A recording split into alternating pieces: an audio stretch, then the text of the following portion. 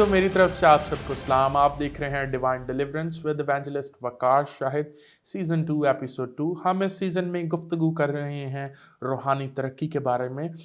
पिछले एपिसोड में हमने बात की रूहानी तरक्की क्यों ज़रूरी है और रूहानी तरक्की के लिए पहला इक़्तिदाम क्या हो सकता है, जिसमें हमने गुफ्तगू की कि खुदा के कलाम के साथ जुड़े रहना बहुत ज़रूरी है। आज की इस एपिसोड में हम बात करेंगे कि क्या ऐसा अहम स्टेप है कि हम वो लें ताकि हम रूहानी तरक्की कर सकें। आइए मेरे साथ देखिए दुआ क्यों कर ज़रूरी है रूहानी तरक्की में। सबसे पहला पॉइंट मेरे पास जो मौजूद है वो ये है कि दुआ में वक्त गुजारना। हमें दुआ में क्यों वक्त गुजारना चाहिए? दुआ में वक्त गुजारने से हमें क्या फ़ज़ल हासिल होता है? दुआ में वक्त गुजारना क्यों कर ज़रूरी है? दुआ करना क्यों ज़रूरी है और हमें दुआ किस तरह से करनी चाहिए? सबसे पहला पॉइंट ये है कि दुआ करने से, दुआ में वक्त गुजारने से हमें खुदा से मुआफ़ी हासिल होती है, जिसकी दलील अमाल की किताब उसका 8वां बाब और उसकी 22वीं आयत देती है। और कलाम खुदा में यूँ लिखा है, बस अपनी उस बदी से तौबा कर और खुदावंद से दुआ कर कि शायद तेरे दिल के इस ख्याल की मुआफ़ी हो।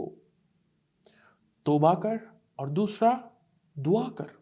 जब हम दुआ में वक्त गुजारते हैं, हम खुदा से गुफ्तगू करते हैं, और जब हम खुदा से गुफ्तगू करते हैं, हम खुदा की हजूरी और मामूरी को महसूस करते और उस हजूरी और मामूरी में डाइव इन करते हैं, उसमें डूब जाते हैं, उसमें तैरना शुरू करते हैं, उसको एक्सपीरियंस करना शुरू करते हैं। हमने पिछले एपिसोड में एक आयत का मुतालिया किया जिसमें लिखा था, ज़बूर नवीस कहते हैं कि खुदावंद की हजूरी बेगुनाह है और वो गुनाह को बर्दाश्त नहीं कर सकती क्योंकि खुदा कामिल है। इसी तरह जब आप दुआ करते हैं, आप कम्युनिकेट करते हैं, तो खुदा आप पर यह फजल करता है कि आप कामलियत को, परफेक्शन को एक्सपीरियंस और एनकाउंटर करें। खुदा की हजूरी में दुआ करने से हमें मुआफ़ी मिलती है। दूसरा पॉइंट, फिलिपियंस यानी फिलिपियों और उसका 4वां बाब और उसकी 6 से 7 आयत में हमें ये मालूम पड़ता है कि जब हम खुदा की हजूरी में दुआ करते हैं तो हमें खुदा इत्मीनान और सकून और अमन देता है। मैं ये आयत आपके लिए पढ़ूंगा और इसमें यूं लिखा है, किसी बात की फिक्र ना करो बल्कि हर एक बात में तुम्हारी दरख्वास्तें दुआ और मिन्नत के वसीला से शुक्रगुजारी के साथ खुदा के सामने पेश की जाएं, तो खुदा का इत्मीनान, खुदा का इत्मीनान जो समझ से बिल्कुल बाहर है, तुम्हारे दिलों और ख्यालों को मसीह यीशु में महफूज रखे। आज के इस मटीरियलिस्टिक दौर में, इस ब्रोकन वर्ल्ड में, इस हाफरा तफरी की दुनिया में हमें ये मालूम पड़ता है कि हर इंसान अमन और सुकून की तलाश में है और वो चाहता है कि मुझे अमन और सुकून मिले। मैं क्या करूं कि मुझे इत्मीनान मिले? तो आपके लिए ये खुशखबरी है कि दुआ कीजिए, क्योंकि खुदा के कलाम ने ये आपको गारंटी दे रखी है कि जब तुम दुआ करो तो खुदा का इत्मीनान तुम्हें हासिल हो। तीसरा पॉइंट, दुआ करने से हमें खुदा की हुजूरी से जोर मिलता है। ज़बूर नवीस कहते हैं कि अकाबों जैसा जोर। और इफसियों के खत उसके 3 बाब और उसकी 14वीं से 16वीं आयत तक हमें यह मालूम पड़ता है कि खुदा हमें जोर देता है। मैं आपके लिए इस आयत का मुतालिया करूंगा।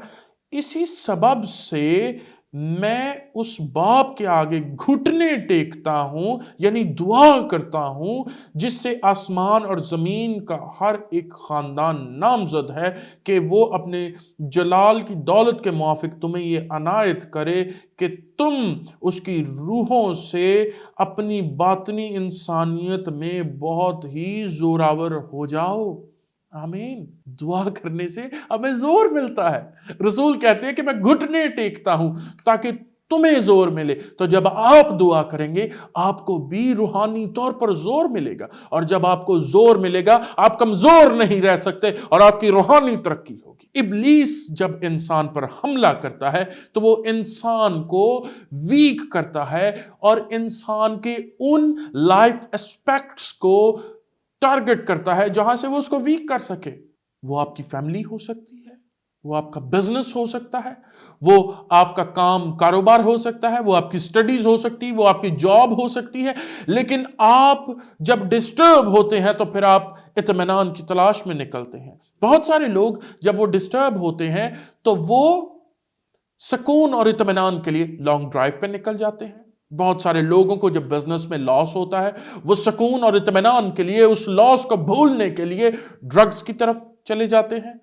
بہت سارے لوگ جن کی میرجز بروکن ہو جاتی ہیں وہ سکون اور اطمینان کے لیے اپنی زندگی کے اندر اڈلٹری کو لے آتے ہیں۔ یہ ابلیس کے ٹارگٹس ہیں جو وہ ہماری زندگی میں پورے کرنا چاہتا ہے کہ وہ ہمیں کمزور کرے، لیکن جو شخص دعا میں مشغول رہتا ہے وہ زوراور رہتا ہے۔ آمین۔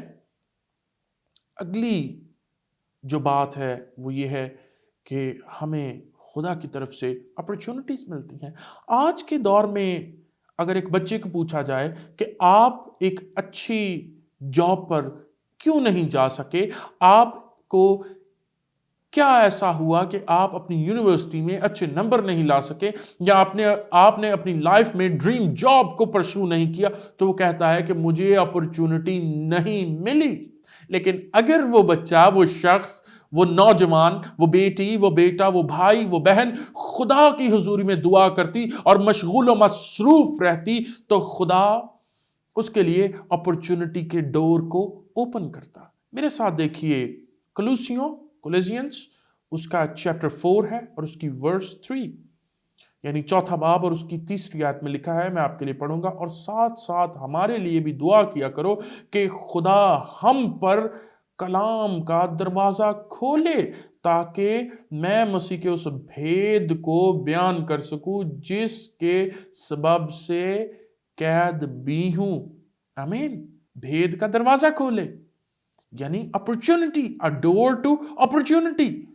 وہ ڈور ٹو اپرچونٹی آپ کے مشن ورک میں، آپ کی منسٹری میں، آپ کی خدمت میں ایک نمایاں کردار ادا کر سکتا ہے۔ وہ آپ کی ایجوکیشنل لائف میں نمایاں کردار ادا کر سکتا ہے، وہ آپ کی میرڈ لائف میں ایک نمایاں کردار ادا کر سکتا ہے، لیکن یہ کب ہوگا؟ جب آپ خدا کی حضوری میں پیوستہ رہیں گے اور آپ دعا میں مشغول و مصروف رہیں گے۔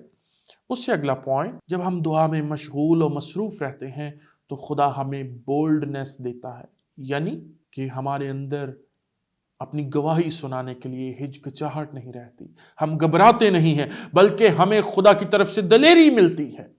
اور اس آیت کو ہم دیکھتے ہیں جو ہمیں اس بات کی دلیل دیتی ہے، اور یہ آیت ہے افسیوں اس کا 6 باب اور اس کی 19 سے 20 آیت، اور اس میں یوں لکھا ہے، اور میرے لیے بھی تاکہ بدلنے کے وقت مجھے کلام کرنے کی توفیق ہو، جس سے میں خوشخبری کے بھید کو دلیری سے ظاہر کروں۔ دلیری سے ظاہر کرنا یہ کب ہوگا؟ جب آپ دعا میں مشغول و مصروف رہیں گے۔ اور اگلی آیات میں لکھا ہے، جس کے لیے زنجیر سے جکڑا ہوا الچی ہوں اور اس کو ایسی دلیری سے بیان کروں جیسا بیان کرنا مجھ پر فرض ہے۔ ہمیں معلوم پڑتا ہے کہ خدا دلیری دیتا ہے جب ہم دعا میں مشغول و مصروف رہتے ہیں۔ اس سے اگلا پوائنٹ ہے کہ خدا حکمت دیتا ہے جب ہم دعا میں مشغول و مصروف رہتے ہیں، جس کی دلیل یعقوب اس کا 1 باب اور اس کی 5 سے 8 آیت ہے۔ اور جب ہم دعا میں مشغول و مصروف رہتے ہیں خدا ہمیں بحال کرتا ہے۔ آج کے دور میں انسان اپنی فزیکل ہیلنگ کے پیچھے بھاگ رہا ہے۔ آج جب ہم کسی بھی کروسیڈ کو، کسی بھی ٹیسٹمنی کو دیکھتے ہیں تو وہاں پر صرف اس بات کا پرچار کیا جاتا ہے کہ میری ٹانگ میں درد تھی، میں ٹھیک ہو گئی، میری ڈسک یعنی سپائنل ڈسک ہل چکی تھی، خدا نے مجھے بحال کیا۔ یہ آپ کے لیے بہت بہتر ہے اور یہ خدا کا کام ہے، لیکن ہمیں اس بات کو بھی سوچنا ہے کہ خدا ہمیں اسپرچولی بھی ہیل کرتا ہے۔ اور اسپرچولی ہیلنگ تب ہوتی ہے جب ہم خدا کے ساتھ واک کرنا شروع کرتے ہیں، خدا کے ساتھ چلنا شروع کرتے ہیں، ہماری گواہی سٹرونگ ہونا شروع ہوتی ہے، جب ہماری روحانی ترقی میں کام ہونا شروع ہوتا ہے، جب ہماری روحانی زندگی کو جھنجھوڑا جاتا ہے تاکہ ہم ترقی کر سکیں۔ اور اس بات کی دلیل آپ کو آیت جو دیتی ہے وہ ہے یعقوب کا خط، اس کا 5 باب اور اس کی 14 سے 16 آیت۔ خدا ہمیں ہیل کرتا ہے۔